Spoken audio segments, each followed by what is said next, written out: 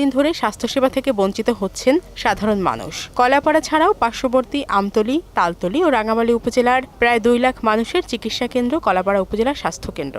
অথচ যথাযথ চিকিৎসা সরঞ্জাম ও জনবল সংকটে ব্যাহত হচ্ছে কেন্দ্রটির সেবাদান কার্যক্রম। প্রতিষ্ঠানটির 36টি পদের 26টি শূন্য রয়েছে।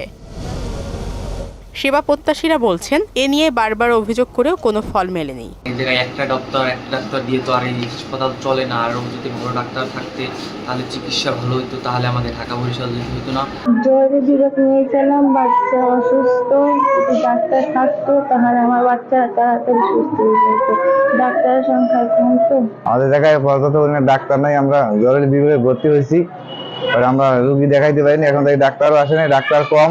সীমাবদ্ধতার কথা স্বীকার করে সেবা দিতে না পারা রোগীদের জেলা সদরে পাঠানো হচ্ছে বলে জানালেন এই চিকিৎসক। জনবল সংকট থাকার কারণে আমরা যথাযথ চিকিৎসা দিতে ব্যর্থ হচ্ছি।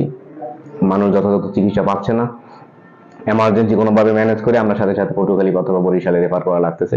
স্বাস্থ্য কেন্দ্রটির শূন্য পদ পূরণে ঊর্ধ্বতন কর্তৃপক্ষকে অবহিত করা হয়েছে বলে জানালেন এই কর্মকর্তা। আমাদের মাত্র 9 জন ডাক্তার থাকার কারণে আমরা এই গুরুত্বপূর্ণ সেবাগুলো দিতে পারতেছি না। তারপরে বিভিন্ন চায়নার কেন্দ্র আছে বা বিভিন্ন পর্যটক এখানে আসে, যাদেরকে আমাদের মেডিকেল প্রোটোকল দিতে হয়, যে কারণে আমাদের স্বাস্থ্যসেবা বিঘ্নিত হচ্ছে।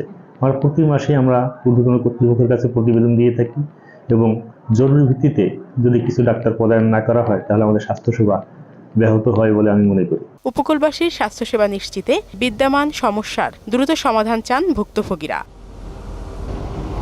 শারমিন স্বর্ণা, মোহনা সংবাদ।